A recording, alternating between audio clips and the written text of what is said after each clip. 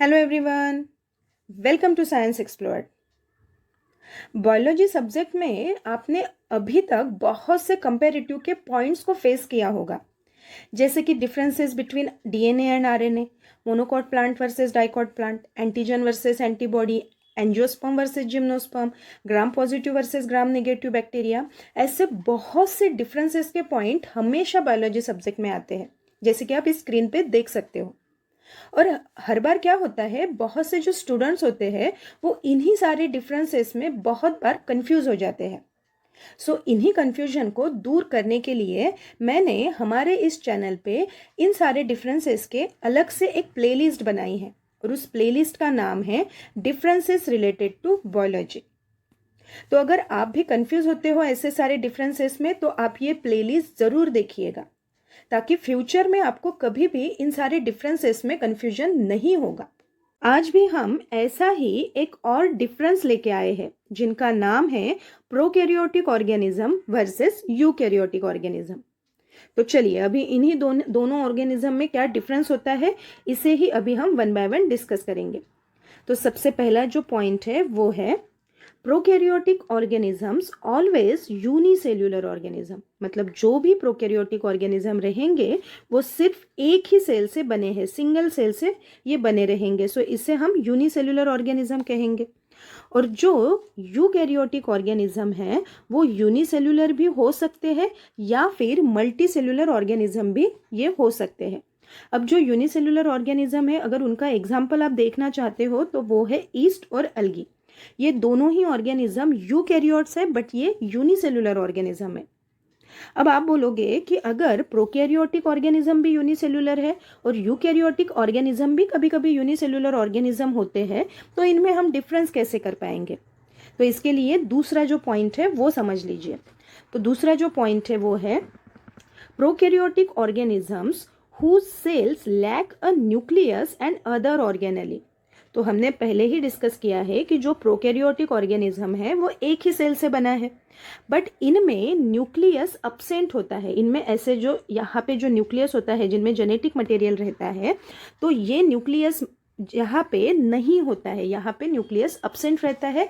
As well as जो other cell organelles है, जैसे कि माइटोकॉन्ड्रिया है, एंडोप्लाज्मिक रेटिकुलम है, तो ये सारे सेल ऑर्गेनेली प्रोकैरियोटिक ऑर्गेनिज्म में नहीं होते हैं। वही यूकैरियोटिक ऑर्गेनिज्म में सेल के अंदर न्यूक्लियस यहाँ पे प्रेजेंट रहेगा, साथ ही साथ अलग से जो सेल ऑर्गेनेलीज होती है, फॉर एग्जांपल ऐसे माइटोकॉन्ड्रिया रहेगा, यहाँ पे एंडोप्लाज्मिक रेटिकुलम रहेगी, तो ये सारे सेल ऑर्गेनेली यूकैरियोटिक ऑर्गेनिज्म में प्रेजेंट होते हैं। जैसे कि इस डायग्राम में देखिए, ये है प्रोकैरियोटिक ऑर्गेनिज्म की डायग्राम। तो यहाँ पे देखो सेंटर में न्यूक्लियस नहीं है, ऐसा जो एक सेल है यहाँ पे न्यूक्लियस नहीं रहेगा। वही यूकैरियोटिक ऑर्गेनिज्म में यहाँ सेंटर में ऐसे आप न्यूक्लियस देख सकते हो। प्रोकैरियोटिक ऑर्गेनिज्म में न्यूक्लियस एब्सेंट रहेगा और यूकैरियोटिक ऑर्गेनिज्म में न्यूक्लियस ये प्रेजेंट रहेगा। तो जैसे मैंने पहले ही ईस्ट और अलगी का जो एग्जाम्पल दिया है, जो कि यूनिसेल्यूलर यूकैरियोटिक ऑर्गेनिज्म है, मतलब ये तो सिंगल सेल से ही बने हैं, बट इनमें न्यूक्लियस भी प्रेजेंट होता है और अदर सेल ऑर्गेनेलीज भी प्रेजेंट होती है, जैसे कि आप इस डायग्राम में देख सकते हो।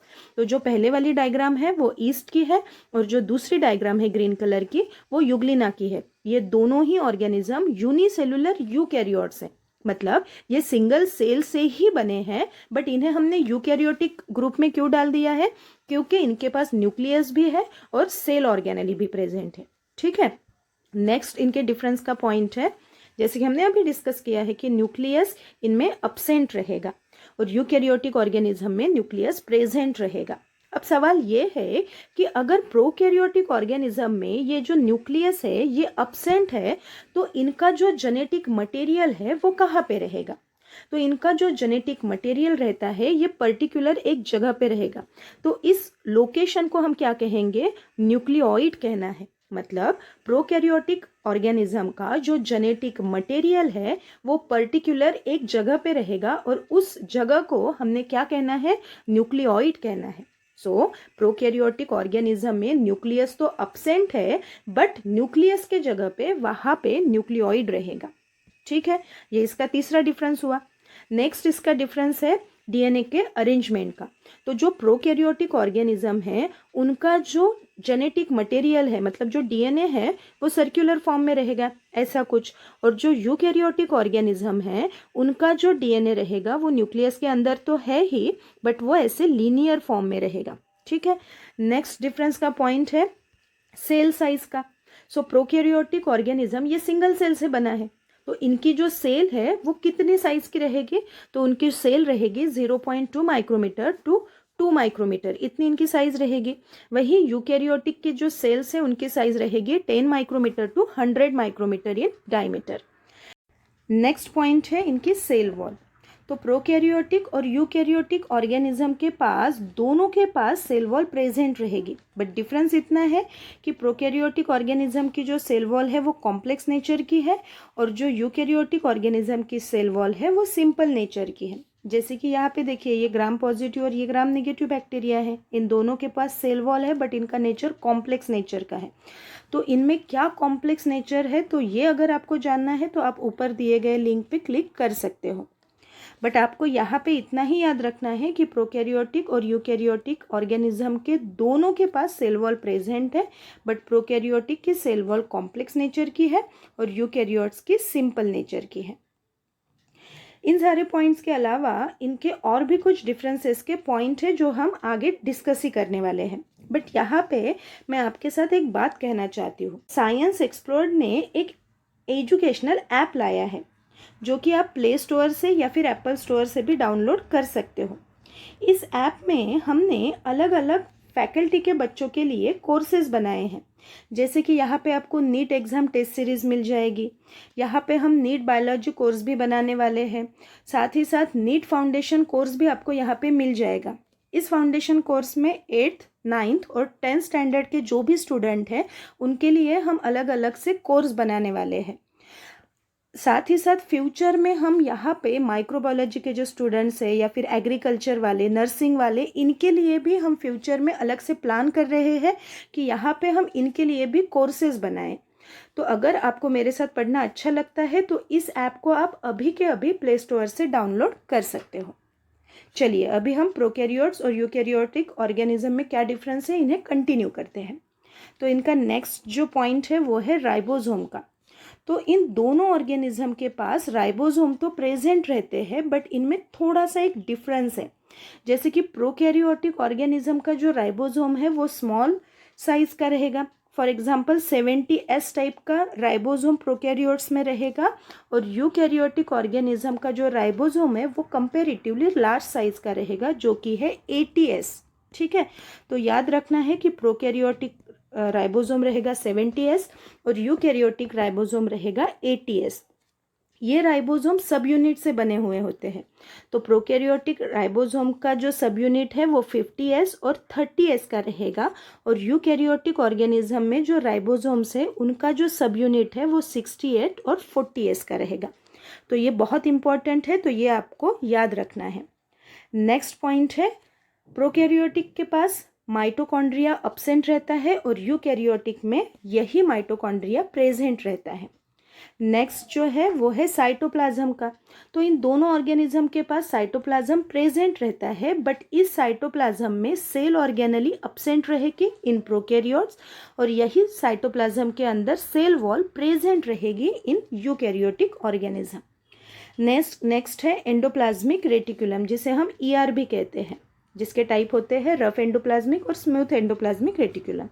तो जो ER है वो प्रोकैरियोट्स में अब्सेंट है और यूकैरियोट्स में वो एंडोप्लाज्मिक रेटिकुलम प्रेजेंट है। प्रोकैरियोट्स में प्लाज्मिड दिखाई देते हैं, वही यूकैरियोट्स में प्लाज्मिड नहीं होते हैं, बट अगर दिखाई भी देते हैं तो वो very rarely found in eukaryotes. Next है लाइसोसोम। लाइसोसोम और सेंट्रोसोम ये दोनों ही प्रोकैरियोट्स में रहेंगे, वही लाइसोसोम और सेंट्रोसोम ये यूकैरियोटिक ऑर्गेनिज्म में प्रेजेंट रहेंगे। नेक्स्ट है इनका रिप्रोडक्शन। तो जो प्रोकैरियोटिक ऑर्गेनिज्म रिप्रोडक्शन करते हैं वो असेक्सुअली रिप्रोडक्शन करेंगे, और यूकैरियोटिक ऑर्गेनिज्म वो सेक्सुअली या फिर असेक्सुअली रिप्रोड्यूस करेंगे। तो डिपेंड है कि ऑर्गेनिज्म कौन सा रहेगा। नेक्स्ट है flagella. The flagella are smaller in size, तो प्रोकैरियोटिक ऑर्गेनिज्म के पास जो फ्लैजेला रहेगा जो उनको मूवमेंट के लिए हेल्प करेगा वो स्मॉल साइज का रहेगा। वही यूकैरियोटिक में भी फ्लैजेला रहेगा पर उनकी साइज लार्ज रहेगी। जैसे कि एनिमल्स में जो मेल ऑर्गेनिज्म है उनके पास स्पर्म है और स्पर्म में फ्लैजेला रहेगा जो कंपेरेटिवली लार्ज रहेगा।